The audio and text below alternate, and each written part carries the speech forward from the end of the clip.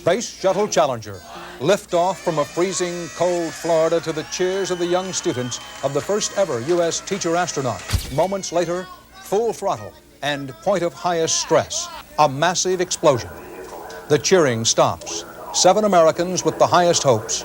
$1 billion worth of the highest technology. Gone in seconds. The worst disaster in the U.S. space program ever. The explosion was seen by millions, but what came after was hidden beneath the waves, quiet, grim, and almost forgotten. The loss of the Challenger wasn't just a tragedy in the sky. It left behind questions few dared to ask. What really happened to the crew after the smoke cleared? In this story, we uncover 6 powerful facts that don't just inform, they haunt. From silent recovery missions to sacred final tributes, each fact brings us closer to a truth that still stings decades later. One detail in particular will stay with you. Number 6. Challenger crew members. The crew of the Space Shuttle Challenger represented a diverse, highly accomplished group of individuals who brought expertise, courage, and a spirit of exploration to NASA's 51L mission. Among the 7 astronauts were seasoned pilots, brilliant engineers, and scientific minds committed to expanding humanity's reach into space. Commander Francis R. "Dick" Scobie, a veteran pilot and Air Force officer, led the crew. Alongside him was pilot Michael J. Smith, a naval aviator making his first shuttle flight. Both men were responsible for managing shuttle operations during launch, flight, and re-entry, tasks that required precision and calm under pressure. Mission specialists Judith A. Resnick, Ronald E. McNair, and Ellison S. Onizuka each brought their own exceptional academic and professional backgrounds to the mission, representing breakthroughs in engineering, physics, and representation in space exploration. Resnick, for instance, was only the 2nd American woman in space, while Onizuka was the first Asian American astronaut. McNair, a physicist, had been a key figure in educational outreach and diversity efforts within the space program. Payload specialist Gregory B. Jarvis, working for Hughes Aircraft, had been slated for previous missions, but his flights had been continuously postponed till he finally became part of the Challenger crew. Jarvis was to perform experiments concerning fluid dynamics in microgravity as part of the scientific endeavors of the shuttle. However, Krista McAuliffe, a social studies teacher from Concord, New Hampshire, was perhaps the most famous member of this crew. She had been selected as a participant in NASA's Teacher in Space project, an innovative program devoted to sending educators into space and closing the gap between the classroom and space endeavors. McAuliffe had captured national attention with her enthusiasm, humility, and poise. In televised interviews leading up to the mission, she expressed disbelief at the opportunity before her, saying, "I still can't believe that I'm going to actually be going into that shuttle." Her inclusion on the flight inspired a generation of students and teachers and gave the mission a uniquely personal and relatable dimension.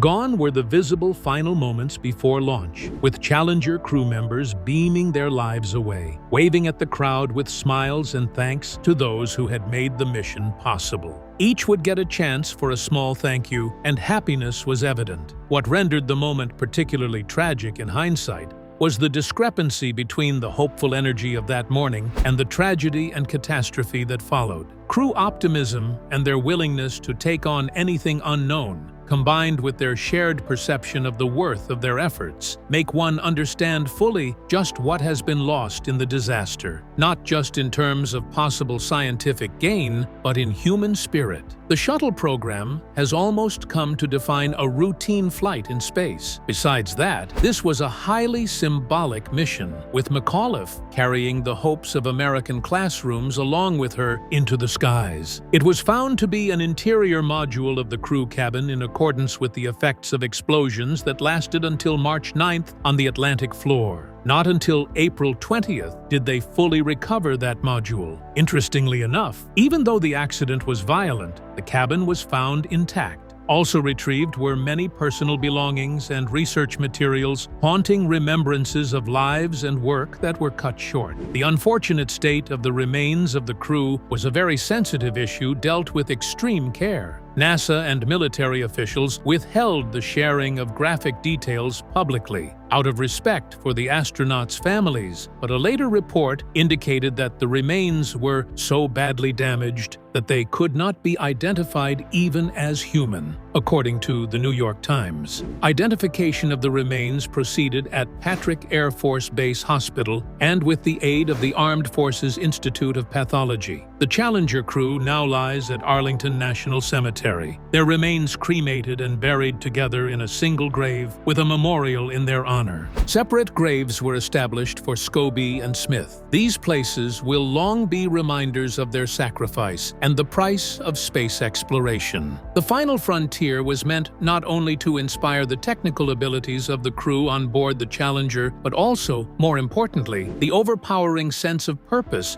that united them despite their diverse backgrounds. Their diversity across race, gender, profession, and background was a grand symbol of an America heading towards inclusion. Each astronaut had battled against personal and systemic barriers to reach the stars and thus made their presence on that shuttle a symbol of dreams once deemed unreachable. Not merely a scientific endeavor, this journey told the story of the resilience and the aspirations of humankind. You've met the heroes. Now, brace yourself for the moment that tested their legacy.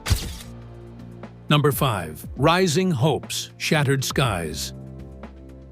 The 1980s were marked by a sense of boundless optimism surrounding space exploration, particularly within NASA. Just over a decade after the groundbreaking Apollo 11 moon landing in 1969, the momentum of human spaceflight was strong and seemingly unstoppable. The U.S. space program had transitioned from ambitious lunar missions to the next frontier, reusable spacecraft that would make space more accessible and efficient. In 1973, the European Space Research Organization and NASA formed a pivotal partnership to create an orbital space laboratory, laying the groundwork for international cooperation in space. That same spirit of progress reached another milestone in 1981 with the launch of Columbia, the first space shuttle to complete an orbital mission and return to Earth. This ushered in the space shuttle era, a bold new chapter characterized by frequent missions, scientific research, and the belief that interplanetary travel, including a manned mission to Mars, could become a reality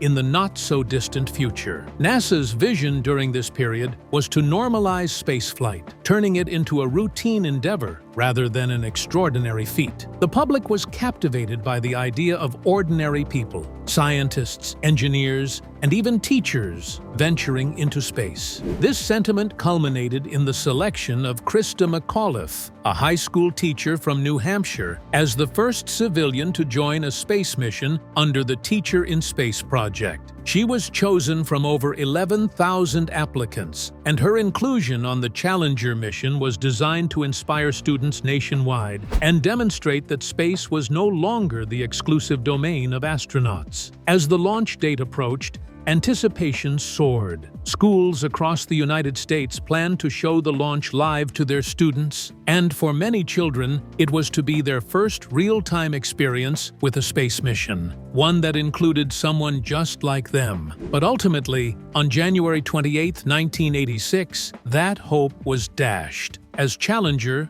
again, exploded only 73 seconds into flight. Millions of people across the world watched live, especially school children, as the plume of smoke and fire spiraled across the sky and out of sight. The nation received somber words shortly after the disaster from President Ronald Reagan. Today is a day for mourning and remembering. Nancy and I are pained to the core about the tragedy of the shuttle Challenger. To all, it cast a tremendous sense of national loss. The accident was no longer a mission done, but rather confronted the nation with very tangible dangers related to space travel, compelling the idea that shuttle programs were infallible from catastrophic failure. Later investigations found that destruction was due to O-ring seal failure at the right solid rocket booster, which had already been acknowledged as a design flaw by the NASA engineers but was buried under pressure not to delay the launch schedule. The mission of the Challenger could never be considered glamorous. It was nevertheless profoundly significant. Among its various payloads was the Tracking and Data Relay Satellite, designed to improve communications capabilities for activities in space, and another payload to make observations of Halley's Comet as it traverses the solar system. There was much more to carry on that mission, and, in fact, it had been seen as but one step in a much larger undertaking aimed at making outer space an active working zone for science, education, and international cooperation. Little did they know, however, that this became an event that forever changed the perspective NASA and the rest of the world held about human spaceflight. From there on, optimism and public enthusiasm gave way to concerns for safety and operational caution. For nearly 3 years, shuttle flights were suspended, while NASA initiated a thorough restructuring of safety mechanisms, launch procedures, and technical standards. The Challenger disaster brought forth the realization that, in spite of technological advances, the space environment has remained forever treacherous for the safety of human life. The tragedy of the Challenger changed the course of public opinion, even more so than that of teachers, on the role of science and space in classrooms. Though bittersweet, the loss of Christa McAuliffe re-energized the public on the topics of education in STEM,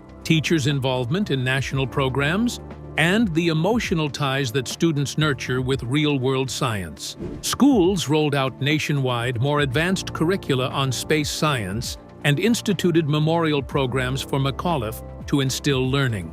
The Challenger Center for Space Science Education is the initiative that will ensure her legacy continues and provide an opportunity for future generations to change grief into learning through hands-on learning and simulation experiences with loved ones. Number 4. Challenger Disaster.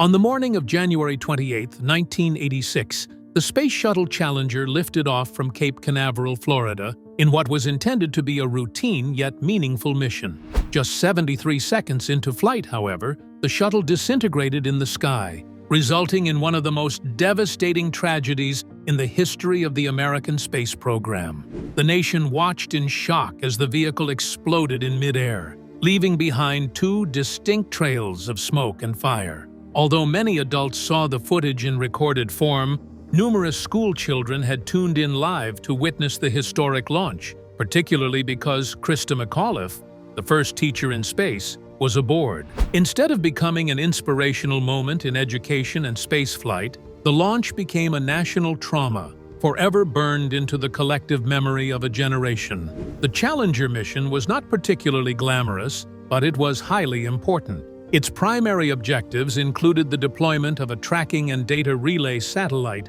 to bolster NASA's communication capabilities and the launch of a separate satellite to observe Halley's Comet as it passed through the solar system. Despite the significance of the payload, the mission's historic appeal was undeniably tied to the inclusion of McAuliffe, a high school teacher selected from over 11,000 applicants for NASA's Teacher in Space project. Her involvement was meant to humanize space exploration and bring the experience of spaceflight into American classrooms. McAuliffe had been widely publicized in the weeks leading up to the launch, making frequent appearances on television and enthusiastically sharing her excitement and disbelief at being chosen. Her presence made the disaster feel even more personal and tragic for millions of students and educators across the country. The concluded investigation attributed the disaster to a defective O-ring seal of the shuttle's right solid rocket booster. The O-ring failed to seal properly in the low temperatures of that day,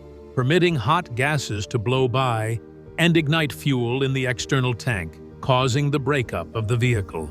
Internal investigation revealed that engineers had voiced their concerns regarding the O-ring's behavior in cold weather, but the NASA officials, under great pressure to stick to the schedule, decided to go ahead with the launch. The occasion served as a significant watershed for the agency. In the future, NASA would never again allow any schedule pressure or public enthusiasm to overshadow technical issues and safety procedures. All shuttle flights were suspended by the space agency for almost 3 years in the interim, while the agency reevaluated and restructured its safety culture, engineering oversight, and decision-making processes. The 7 occupants of the Space Shuttle Challenger included Commander Francis R. Dick Scobie, pilot Michael J. Smith, mission specialists Judith A. Resnick, Ronald E. McNair, and Ellison S. Onizuka, payload specialist Gregory B. Jarvis, and Krista McAuliffe, all of whom perished in this disaster. Initial speculation on the exact cause of death ranged widely, but subsequent analysis has suggested that the astronauts' loss of consciousness was likely a rapid phenomenon resulting from sudden loss of cabin pressurization. Nevertheless, a haunting possibility remains that some may have regained consciousness flying for nearly 3 minutes through the sky before hitting the Atlantic Ocean. NASA has always refrained from presenting gory details with respect to the families, and it does state that the crew cabin was found mostly intact, with personal belongings and research materials still within. However, the magnitude of the impacts presented that many cadavers were extremely battered and were referred to in a New York Times article as not recognizable as human. The salvage of the cabin and remains would constitute a painful but necessary part of the investigation, and every effort was made to treat it gracefully and thoughtfully. In the shadow of the Challenger disaster, there were not only technical evaluations, but also a cultural introspection. Media introspection turned the high-stakes world of human spaceflight and national pride, but more often than not, into institutional pressure on congressional hearings, which revealed very disturbing truths about communication breakdowns within NASA and its contractors. The Rogers Commission, assembled to investigate the tragedy, included astronaut Neil Armstrong as well as physicist Richard Feynman, whose blunt demonstration of the cold temperature vulnerability of the O-ring became a defining moment in the inquiry ever since. The fire faded from the sky, but the most painful truths were still below the surface. Number 3. State of the bodies. Following the recovery of the Challenger crew cabin from the Atlantic Ocean, one of the most difficult and sensitive aspects of the investigation centered on the condition of the astronauts' remains. NASA and recovery teams were faced with a painful but necessary responsibility to determine the cause of death and return the remains of the 7 crew members to their families. Given the public nature of the tragedy and the widespread grief it caused, officials took great care to handle this subject with the utmost discretion. Out of respect for the fallen and their loved ones, NASA withheld detailed descriptions about the physical condition of the bodies, issuing only brief and carefully worded updates. One official statement emphasized the agency's approach. "We really don't want to say anything else in deference to the families." Despite this discretion, limited information about the state of the bodies was eventually reported through reliable sources, including the New York Times, which noted that the remains could not be recognized as human. This tragic detail was a stark reminder of the immense force and trauma involved in the disaster. The Challenger did not simply explode in the air and vanish. The crew cabin remained intact and continued to ascend briefly before beginning a free fall back to Earth. The descent lasted approximately 2 minutes and 45 seconds, culminating in a violent impact with the ocean's surface. Investigators later concluded that the forces sustained during this impact were sufficient to cause fatal injuries, compounding the trauma the astronauts likely suffered in the moments before. However, NASA never released an official public report on the specific physical condition of each crew member. With respect to the cause of death, most experts believe the crew lost consciousness within seconds after the initial breakup due to rapid depressurization in the crew cabin. The possibilities of post-accident survival for the crew were slim.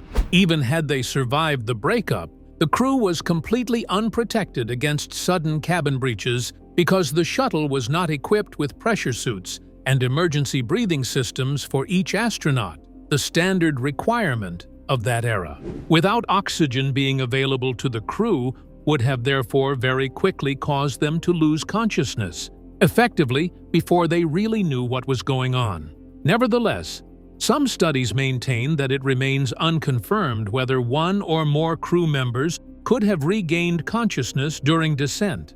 Given the presence of some sort of life support system in the cabin, a very brief survival could be theoretically possible in isolated cases, but there was absolutely no conclusive evidence supporting this, and NASA publicly chose not to speculate on these matters at all, partly to spare the families that much pain. After recovery of the crew compartment, it was taken to the Patrick Air Force Base Hospital, about 25 miles south of Cape Canaveral, where a specialized team from the Armed Forces Institute of Pathology performed the grim and emotional identification of the remains. Because of horrific trauma and mutilation, traditional body identification processes were complicated, and the utmost care was taken in maintaining accuracy, dignity, and respect throughout the whole identification process. When identification was finally made, the crew members were cremated. In a gesture of unity and common sacrifice, their ashes were mixed and jointly interred in one grave at Arlington National Cemetery.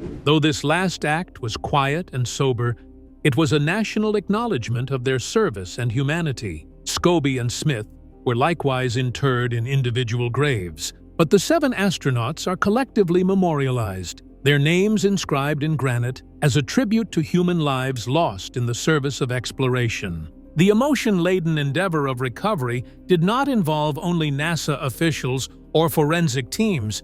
It permeated every head involved in the affair, from military divers to medical staff. Most later spoke of the psychological toll of the operation quietly and cautiously. It was not merely a technical exercise, it was a human one.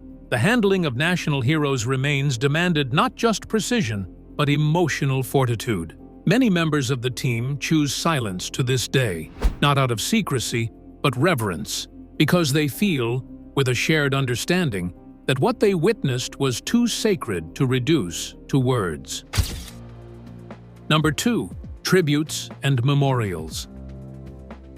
In the years following the Challenger disaster, the United States and the world have honored the memory of the 7 astronauts with numerous tributes, monuments, and remembrances. The most significant of these is located at Arlington National Cemetery in Virginia, where the cremated, commingled remains of all 7 Challenger crew members were laid to rest.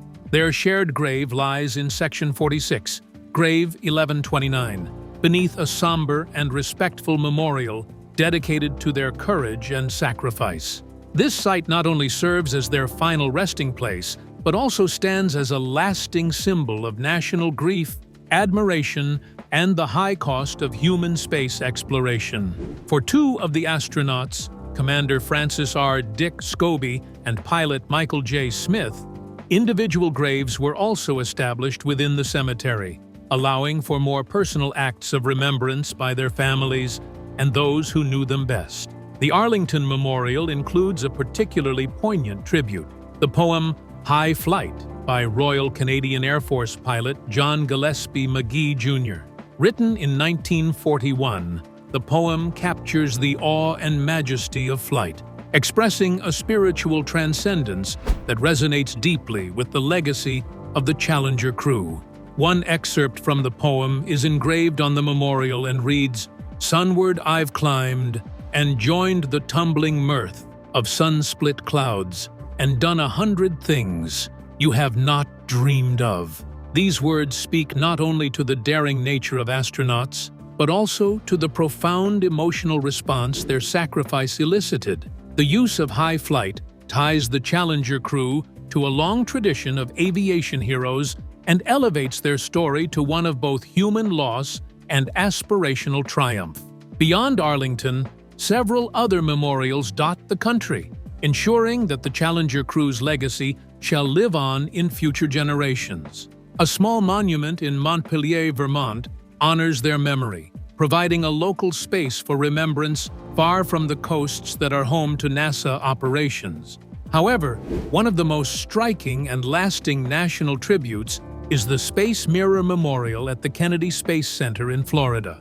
This monument, which consists of a vast polished slab of black granite, serves as a literal and figurative reflection of the sky. In its surface are inscribed the names of 24 astronauts who lost their lives in the pursuit of space exploration, including a few individuals from the Challenger list. This mirroring effect allows visitors to see the heavens above, reflected behind the names, adding to the idea that these individuals now belong to the cosmos they strove to reach. So many other memorials have been made over the years, both public and personal. From Challenger Academy to Challenger Way, there are memorial schools, streets, and community centers all over the United States, bearing the names of crew members and that of the entire Challenger crew. Most educational scholarships have been created along with scientific outreach programs that still carry on the public education and engagement mission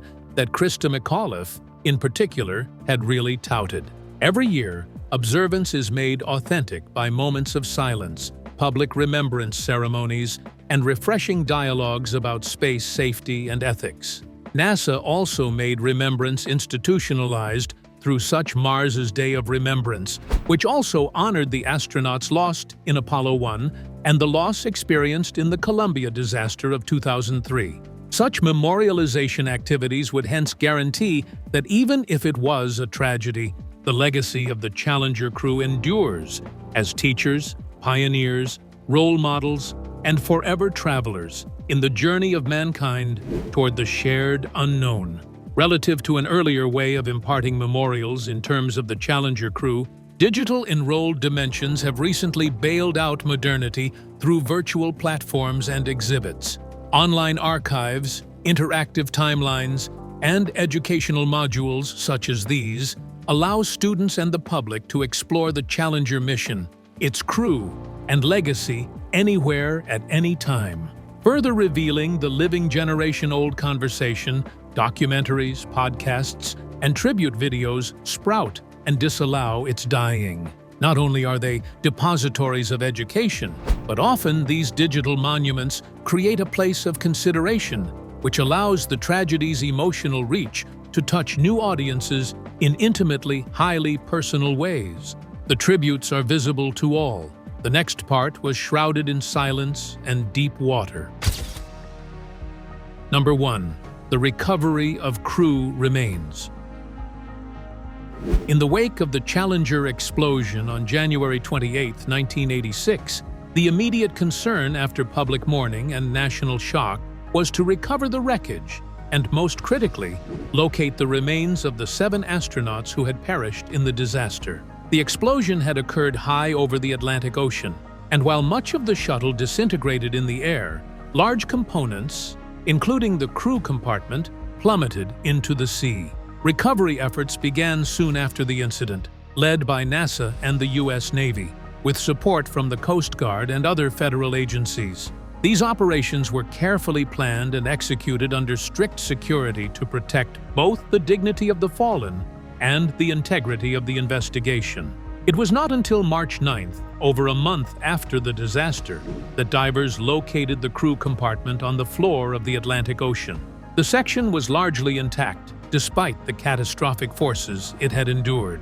This finding was both a relief and a heartbreak, offering hope for some degree of closure, but also opening the door to the grim task of recovering and identifying the crew members' remains. It took until April 20th to fully bring the cabin to the surface. During that time, officials maintained a respectful silence about the condition of the bodies, choosing not to release specific or graphic details to the public. NASA's official statement emphasized security and privacy, noting, "Local security measures are being taken to assure that the recovery operations can take place in a safe and orderly manner. We really don't want to say anything else in deference to the families." Although there is assurance that the crew capsule remained intact, environmental conditions were severely responsible for compromising the state of the remains due to the ocean impact. It was reported in the New York Times that the remains could not be recognized as human. This sad statement pointed to the intense trauma sustained by the bodies during re-entry and impact with the water. A few personal goods and objects used for research were retrieved from inside the cabin, but the main concern was to identify the astronauts' remains and treat them with utmost respect and sensitivity.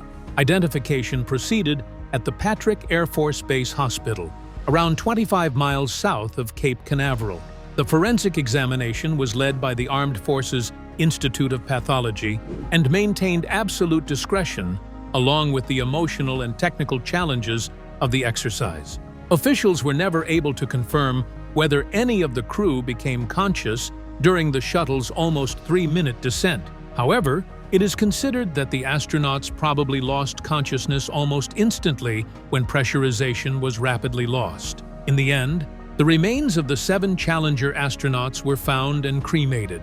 In honor of their legacy, the ashes were commingled and buried together at Arlington National Cemetery, Virginia. This joint grave was located in Section 46, Grave 1129, under a memorial that honors their sacrifice and commitment to exploration. The site is a place of national reverence, a solemn reminder of the risks involved in spaceflight. Besides this shared memory, 2 of the astronauts, Commander Francis R. Dick Scobie and pilot Michael J. Smith, also have individual graves within Arlington. High Flight, a poem produced by Royal Canadian Air Force pilot John Gillespie McGee Jr., which captures the essence of human flight and elevation above the Earth, is also part of the memorial. Recovering the crew of the Challenger, burying them in a communal effort, was not merely a question of logistics. It was an act steeped in symbolism, which mitigated the human cost of scientific advances and preserved the legacy of those who gave their lives to pursue them. So horrible was the scene of Challenger that it was seen as much more than a failed mission. It was almost a watershed in the perception of the role of space exploration in human affairs. Beyond the smoke and debris, there were lives, stories, and dreams that never got the chance to finish. The events surrounding the crew's loss, from the launch pad to the depths of the Atlantic, stand as painful reminders that often progress incurs a heavy price. But through recovery, remembrance, and reflection, their legacy was preserved and elevated. These 6 facts reveal more than just facts. They show the frail boundary between success and tragedy, human ambition, and the cruel concretization of reality. What has gone through the remains of the Challenger crew brings tears, but what matters is that it cleans the slate of what was lost and honors their courage in leaving Earth, never knowing they would never come back. If this story moved you, make sure to like the video, leave a comment to share your thoughts, and subscribe for more powerful stories like this one. And don't stop here. Click the next video on your screen to keep exploring the moments that shaped history.